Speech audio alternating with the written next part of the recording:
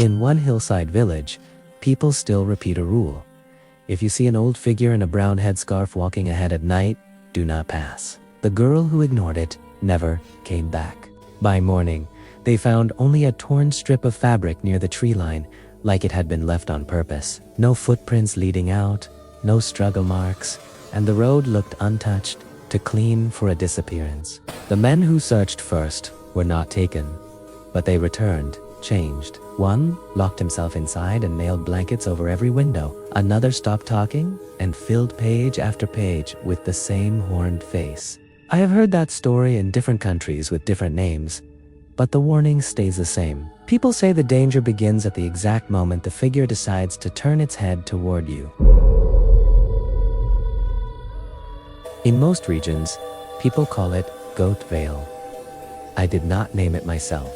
That name appears again and again in oral warnings, half-burned notes, and old margins where someone felt it was safer not to write clearly. They say goat veil is not a spirit that rushes or hunts loudly. It appears with patience, wearing the shape that makes people lower their guard before they ever feel fear. From behind, every telling agrees it looks like a frail old person.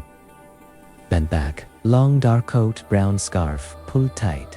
Steps uneven and slow, as if each movement costs real effort. People often say they felt pity first, not fear. That feeling is mentioned so often that elders warn it is part of the trap, not a coincidence or misunderstanding. When described from the front, the stories stop disagreeing. They speak of a goat's head on a standing body, eyes either empty white or burning red, and a mouth hanging open, wet and wrong. They say it never speaks in words. What comes out is breath, heavy and strained, like something starving but patient, close enough to be heard before it is fully seen. Some old Nordic tellings say this form exists for a reason. Goat veil hides its animal face behind age and weakness, mirroring how people hide desire behind manners and restraint. In other regions, they explain it differently. Some call it a forest curse, others a punishment from an insulted god. But all agree it represents something people pretend not to see in themselves. That is why people fear goat veil. Not because it chases, but because it waits, reflects, and steps forward only when someone is already alone and already exposed. In villages where the story is strongest, goat veil is not discussed casually. Elders lower their voices, as if naming it too freely might invite attention rather than understanding. Children are warned early, not with monsters or threats, but with instructions. Do not walk alone at night. Do not help strangers on empty roads, and never follow pity when no one else is near. In some regions, people leave lamps burning by doors and windows. In others, they mark paths with bells or avoid certain roads entirely after sunset, especially near forests or old fields. The fear is shared, but the rules change. Some say never speak to the figure. Others say never look twice. A few insist survival depends on stopping completely and letting it walk away first. What never changes is who it targets. Stories always narrow down to young women alone at night, returning from work, visiting family, or simply walking home on familiar paths. Men, older women, or groups are rarely taken, yet every telling insists they still pay a price, because seeing goat veil's face leaves something behind that never fades. Survivors are said to split into two fates. Some seal themselves indoors forever, afraid of night roads. Others grow quiet and obsessive, drawing the same standing goat-headed shape again and again. Elders say those drawings are not memories. They claim the image appears because something has already looked back at the witness, and the mind keeps trying to place it. That belief is why warnings stay strict. Avoidance is not about bravery or strength, but about denying the moment when goat veil is allowed to be seen fully. One of the earliest stories names a girl called Ilna, said to be 17, living near old forest paths in what people believe was southern Norway. She vanished, walking home after dusk. The search for Ilna ended within 2 days. Villagers said nothing was found except a torn piece of cloth near a bend in the road. No one claimed to know where it came from.